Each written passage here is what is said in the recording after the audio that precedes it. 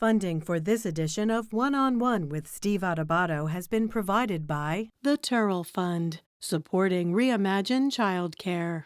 Horizon Blue Cross Blue Shield of New Jersey, here when you need us most. RWJ Barnabas Health, let's be healthy together. New Jersey Institute of Technology, NJIT, makes industry-ready professionals in all STEM fields. NJ Best, New Jersey's 529 College Savings Plan. Wells Fargo, New Jersey Sharing Network, the Healthcare Foundation of New Jersey, and by Summit Health, a provider of primary, specialty, and urgent care. Promotional support provided by Meadowlands Chamber, building connections, driving business growth. And by New Jersey Monthly, the magazine of the Garden State, available at newsstands. This is One-on-One. I'm an equal American just like you are. The way we change presidents in this country is by voting. I'm hopeful that this is the beginning to accountability. Life without dance is boring.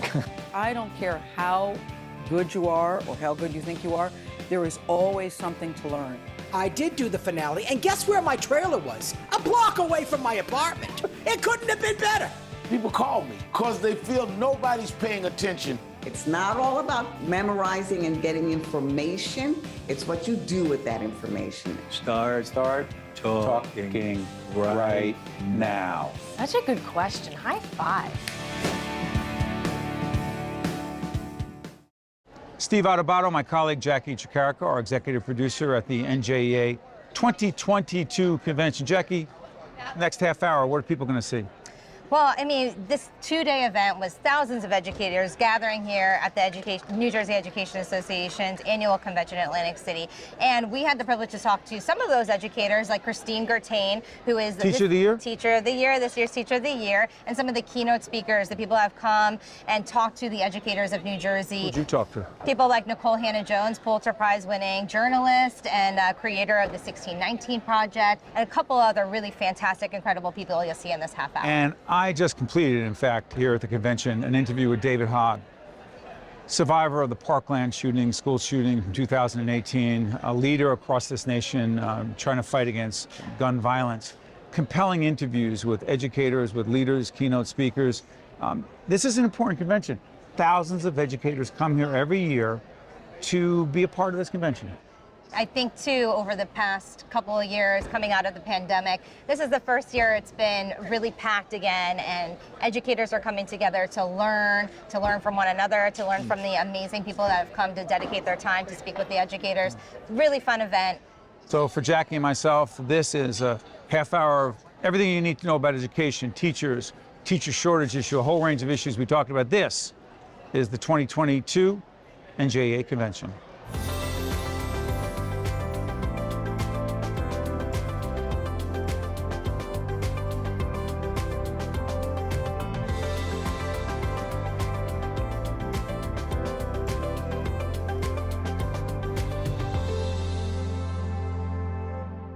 We are here just hanging out at the NJEA Convention. Yeah. What's it feel like to be here? It's great. It's great to be back and building on as we come out of the pandemic, certainly what we saw last year, but even more, the energy, coming back, the people, it's great to see. We know it's the largest professional development opportunity probably in the world for educators, and this is a great space to be in, and we're seeing the excitement. This is huge. What's it like for you? It feels fantastic. This has been a long-term plan with my team. I have a team of 15 folks that work with me in the Professional Development and Instructional Issues Division. We collaborate on everything, and it's a collective vision, and it's come to life, so it feels wonderful. As I look around here, there's a wellness initiative. Absolutely. There's the NJEA consortium behind us. First of all, what's the consortium about? The consortium is a project that's incredibly near and dear to my heart. So when I was an associate director in the division, I wrote a grant to secure funding through the National Education Association so that we could bring inclusive and representative curriculum to life throughout the state. So throughout the state of New Jersey, we have various curriculum inclusion mandates, but the implementation has been really spotty throughout the state. So this is an effort that's going to allow us to really pull all of the different inclusive curriculum areas that are mandated together and then expand beyond them as well. We have, mandates in New Jersey that cover curriculum, AAPI, Amistad, LGBTQ disabilities, the Holocaust genocide, and I think that historically that's been in silos. And our work is to bring that together so that educators can ask kind of great, beautiful questions that weave these things together, and we learn more and more equitably. We're really focusing on identity development, inclusion, equity, and making sure that we're not just focusing on 1 month of the year to highlight different identities, but we're infusing throughout everything that we do. So the consortium is about putting representative books and representative lessons and representative groups inside our classroom. So that's what it's about. We're also seeing a lot of influence coming from parents and caregivers, right? We're seeing these school board meetings that are becoming viral, a lot of debate about what can and can't be on the bookshelves in their children's schools. And you talk about in the beginning of your book, being a young girl and not seeing yourself so much represented on those shelves in the library. How important or how influential should parents and caregivers really be in terms of what's in schools? So one, to be clear, polling shows that the majority of Americans, including the majority of parents, oppose book bans. And I think it is perfectly fine for an individual parent to say, I don't want my child exposed to this text. I don't think it's okay for parents to say what every other parent's child should be exposed to. And that's where the problem is. How important is the role of the school librarian? How important is it for us as a community, for parents, to support the librarians that are in our children's lives as part of their education? We, as school librarians, we have teaching certifications, and on top of that, we have library certifications. So we are duly certified. And here we have community members coming to our libraries and saying that we don't know what we're doing. And we are specialists in the field. We are trained to provide expertise and proper materials for our school libraries. And this is something that we have to remember. School librarians' materials are supplementary materials and they support state standards. So anything and everything that we provide in our libraries is to support already existing policies and curricula and state standards. We don't come up with these recommendations and with these books out of thin air. If there is a certain book in a library, that book was purchased keeping in mind that we have to provide some level of support for classroom or for some kind of lesson plan. So it's a well thought out process. We send our children to schools to be educated by professionals for a reason, because there are professionals who create curricula, there are professionals who understand what texts are proper and appropriate for students, and I really do think we should leave that to the professional educators that we charge with educating our children. What does it mean for a school librarian, the role that they play in terms of book banning or specific issues that community members, parents, caregivers bring up about the books that are being presented on the shelves in the libraries of our schools? When it comes to book banning, it's, again, very, very complex issue, but it's greatly underreported.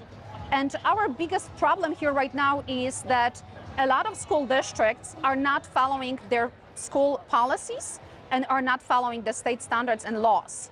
So the issue is very underreported. We as association receive information from our members that school administrators or school board members come into the library space and make requests to remove something out of fear of potential book challenge. That's sweeping the problem under the rug. So many of these bans and books that are being challenged are books that speak to the experiences of marginalized children of color, of trans children, of children who might be struggling with identity, and they deserve to see themselves in the texts that are being taught, but also all of us become more tolerant when we're learning texts about people whose identities are different than ours and whose histories and stories are different than ours. In terms of parents who say, let's leave it up to the parents to decide if these books that are causing these issues or that are coming up in a lot of these school board meetings as books that should be taken off the shelves, leave it up to the parents to make that decision if the kids can have access to them. In some cases, seeing a protagonist struggling with the same problem that the child or the student is struggling, it might be life-saving. You know, we're operating with a lot of data that tells us that student outcomes, like all students do better when they see more diversely and equitably. So it's not just about Black and brown kids seeing Black and brown kids in books and queer and trans kids seeing queer and trans kids in books, but it's about their peers seeing people that aren't like them as well. Understanding other people helps us become better people and better human beings, a better society. Absolutely, right? We have to stop taking such a stingy view of our fellow Americans and actually believe that it is a good thing for our children to learn and be challenged in their views. 10,000 plus 10,000, wow. books are available to educators that are here today that represent a cross-section of what Kate and I have been talking about. And unfortunately, a lot of our schools don't have these books. That's right. The libraries don't have these texts. And unfortunately as well, the educators are uncomfortable teaching these things. So as Kate alluded to, that's what we want to do. We want to include a comfort level of including books and lessons about these topics that so many people find offensive, or so many people find that shouldn't be in the classrooms.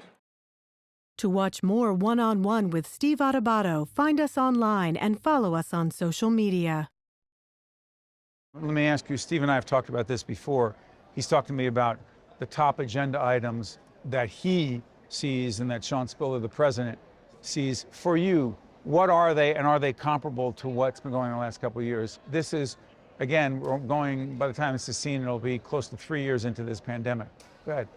Being on the leadership team for the last 3 years, I don't see it being very different than what it's been for the last couple of years. I think the transition is going to be pretty easy being on the leadership team. But some of the issues, I think the main issue is that pipeline, the educator pipeline.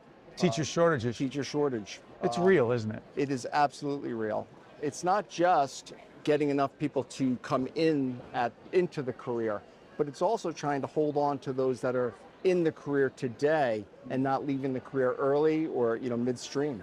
It's a huge issue. We've seen for the last decade now, the number of educators going through the teacher prep programs in New Jersey has been declining. Another big problem we've seen, though, a lot of people talk about this in the context of the pandemic, thinking there's so many more people retiring. Not really. It's people leaving the career mid-profession. So mid. Because? Well, that's the issue, right? So we've got to look at why is it that people aren't staying in.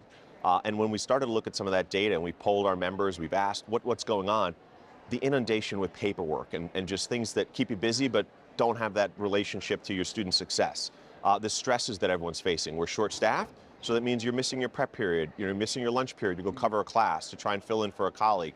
That adds more stress when you can't prepare for your classes. You're being asked to cover more and more, right? So there's that added layer to it.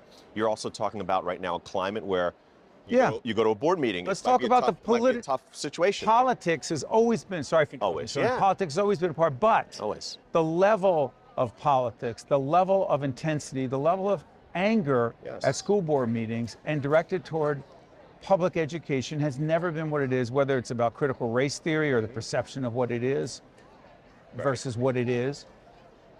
Health/sex education courses, what it is and what the perception of what it is.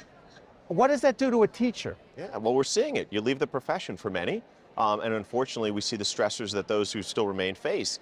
It's a challenge. No one likes the acrimony you see. We all are passionate about our kids, so that's a given. And we all want parents involved in our children's education. That's top priority. But, coming to a meeting, making accusations, wild accusations, attacking educators for teaching the curriculum. Attacking them personally sometimes? Yeah, often personally. I think it's a space where we've got to get away from to say we all want what's best for kids here. Let's come at it from that perspective and see how we can work together on issues. But if we don't change the climate, the very educators who've been doing a great job helping us have the #1 schools in the nation are going to be leaving, and that's a big problem for all of us. What is the role of the NJEA as it relates to dealing directly with the teacher shortage? Well, since we represent the vast majority of educators, teachers, support staff members in the state, we have a major role in that, right? I mean, it's something our members care about, right? Having the highly qualified, passionate people in classrooms next to them, right? And keeping, public schools vibrant and moving forward. They care about that. And so our role is to work in partnership with the other statewide organizations to, move that agenda, to highlight what are the issues, like what's keeping people from applying for those jobs, right? Or staying in those jobs. Or staying in them, right? So whether it's issues of pay or, pension security or health benefits, those are kind of the typical things that a union would talk about. But sure. We're also talking, as we've talked about in the past, right? What are the, racial and social justice issues that are out there? And, you can see from our 2 days here in Atlantic City, that's a major theme.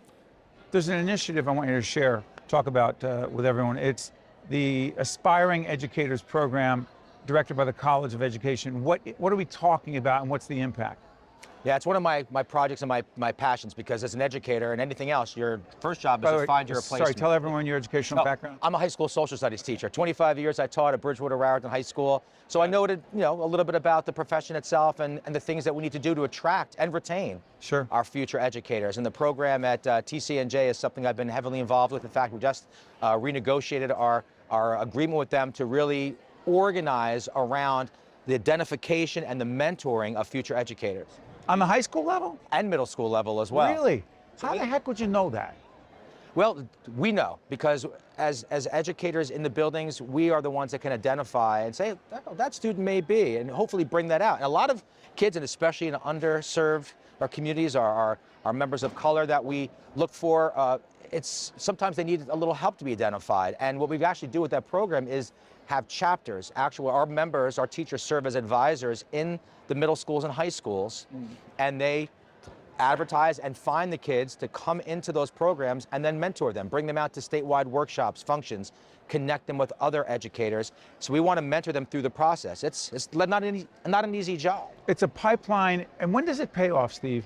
Because the teacher shortage is now. Now. It pays off down the road. Yes. Several years. Yes. I mean, there's short-term and long-term pieces of that. And there's a great number of well-intentioned one-off programs, as you mentioned. The TCNJ work. There's a program at William Patterson that we fund. Rowan University has a MOCA program looking to identify future educators of color. All great things. What we're trying to do is aggregate all of those initiatives, bring them into, I call it, the gravity of the planet, so we can have one overarching program that does effectively serve the short-term and long-term, to your point, to address the teacher shortage at its causal level. Talk about the Members of Color Network, and I know you're involved with that. What is that, and how was that represented here at the convention this year? So the Members of Color Network is one of our affinity groups within NJEA. We have early career networks, we have an ESP network, and now we have a Members of Color Network. And how is it represented? It's everywhere. They had a Members of Color Day. So yesterday you saw everyone walking around in their Members of Color shirts. And really what it is, it's just this unifying group in the association that provides information to our members of color in terms of how to get more involved in their association and how to learn to take on bigger leadership roles within their association. And it's a space where members of color get to feel heard and get to feel valued as we continue to strengthen our resolve to be an all-inclusive union. School violence, shootings, mass murders. First of all, is it overstated in any way? B, is there a connection between that and teachers saying, hey, wait a minute, I'm tapping out? There's definitely a connection when you talk about the social and emotional health of both students and the staff who work in schools. Sure. I would say add to that the trauma, yes, from the shootings and the violence and the murders, but add to that the trauma of constantly having a drill where you're told to hide in a corner, where you're told to be really, really quiet, where they don't tell you it's a drill because they can't, right? They've got to have you practice. Someone shaking the door violently to even simulate somebody who's entered the building. You don't know exactly what that is. You don't know if it's real or not real. You do that over and over and over. I mean, the trauma that our students, that our staff are facing, the trauma from, of course, the violence that's actually occurring, it obviously takes a toll. Arming teachers. There are some watching right now who say, let's give teachers guns so they can protect themselves, so they can protect their kids. That's part of the answer. You say, David? No. Because? The reason why we shouldn't arm teachers is because I often think of this like, we could try to stop fires from breaking out at buildings in the first place, or we could try to hire more firefighters, right? The reality is, other countries, even ones with guns, like Switzerland, where they are a major part of their culture there, do not have school shootings on a daily basis. And you know why? It's not because they have cops in every school or their teachers are armed. It's because in those countries, if you want to own a gun, responsible ownership is mandatory, legally speaking, and not something that's voluntary. You can't just own a gun and voluntarily, you know, they have the right laws to ensure responsible gun ownership for those that do want to own a gun in the first place.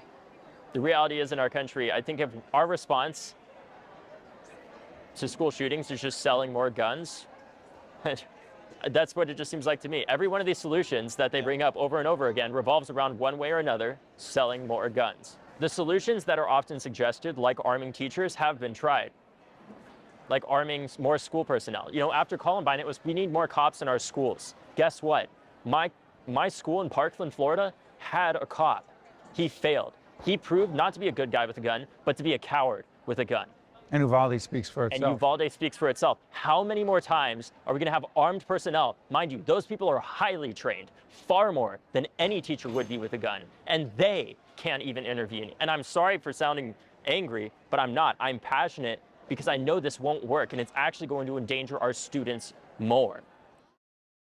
To watch more One-on-One with Steve Adubato, find us online and follow us on social media.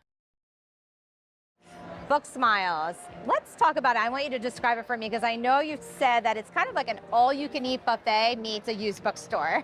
That's right. What is Book Smiles? Well, we're a nonprofit that I started in my classroom and garage back in 2017. And the simple mission was get quality donated books, make sure that they're top-notch, and then give them to kids in need. I'm a teacher in an underserved school district.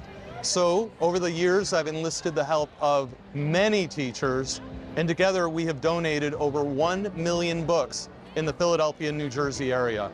So books, not in the hands of young kids across our state, across our nation. How common is that kids don't have books in their home? Well, there are such things as food deserts. You've heard of that, right? Yes. Well, we also have book deserts. And in book deserts, there are thousands, tens of thousands, hundreds of thousands of children who don't have these in the crib.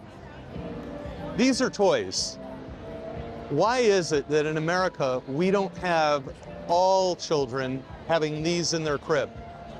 And then what comes next is kids will then get read to. And then they come to kindergarten knowing what books are and they're ready to read and learn. What is that advantage to have children as young as a day old have books read to them? I know you talked about that before. There's just such an advantage to that for a child's development. Yeah, there are several important studies out where kids who grow up with no books or very few books in the home, they're not reading ready by kindergarten, and then there's a lag. It's very hard by the time they get to 4th grade. If they're not on level at 4th grade, it's pretty dismal. I, for example, teach 9th grade, and I have a slew of kids reading at a 5th grade reading level in 9th grade because they didn't have the books they weren't read to when they were kids. We could solve so many problems simply by giving babies books and making sure that every child has a library of their own. The deaf experience in public school, is that something that you faced as a young kid, but your mom, who you said is really your hero, was an advocate for you and your brothers to make sure that you had the best education? Talk a little bit about that. From my earliest memories, I knew that a deaf school was where deaf kids went, right? But peers like me in schools didn't sign very well. Even my teachers couldn't sign. They weren't fluent. Many of them were hearing and didn't know enough ASL to understand me, right? There were often times where they would ask a question and I would raise my hand to provide an answer and they'd say, Niall, it's too fast. You have to slow down. We can't understand you. I'm like, this is like my space, right? Like I'm at a deaf school as a deaf kid and my teachers can't sign. Like something's really off about that picture. Why do you think that it's not being taught more in schools just across the nation? Why aren't we making ASL tangible and easily accessible for kids so that we can learn this other language that could help us communicate with the deaf community? Absolutely. I think a big reason why we see those limitations and why we don't see ASL being taught across the US in all public schools is because there is still very much a stigma against the use of sign language. You know, I've had so many meetings in my life. You know, one that really sticks out to me was with Larry King, where, you know, he said, ASL is not a language. It's just a series of gestures. And I was like, what? For the last 10 minutes, we've been having a pretty intense conversation. I asked him, did he think if that was all gesture or if there was any structure to it or any rules? And he truly didn't believe it. So I think a lot of people share that mindset. And it's a thinking and a stigma that we want to change. Talk about your passion for science and STEM and how that has evolved over the years, teaching for so many years in Toms River. When I get to speak with the students and really hear their interests, and then also get to expose them to possibilities that they don't even know are possible, is really when you see that aha moment and you see them get excited about something new that they didn't know existed and that they didn't even know that they would like. So for me, that is a powerful place to be able to have that ability to open doors for them and to be able to give them more choices so that they can really experience who they can become. Your students, I've seen some video clips of them, especially after you won NJEA Teacher of the Year, talking about you. They refer to you as Mama G, right? And you could just tell how much they love you and appreciate you and respect you in the community. How does that make you feel? It's great, it is, and it's hard when they graduate, right? Because they leave and they are my children, right? But it's a special relationship with those kids because I teach them for 3 years. And when I taught earth science, I taught them for 4 years. It was really special to teach my daughter's friends because she just graduated. So that group of kids that graduated last year was amazing. I knew some of them since kindergarten. And that's a bond that you don't usually have with individuals. And I've had a lifetime with some of those kids. One-on-One with Steve Adubato has been a production of the Caucus Educational Corporation.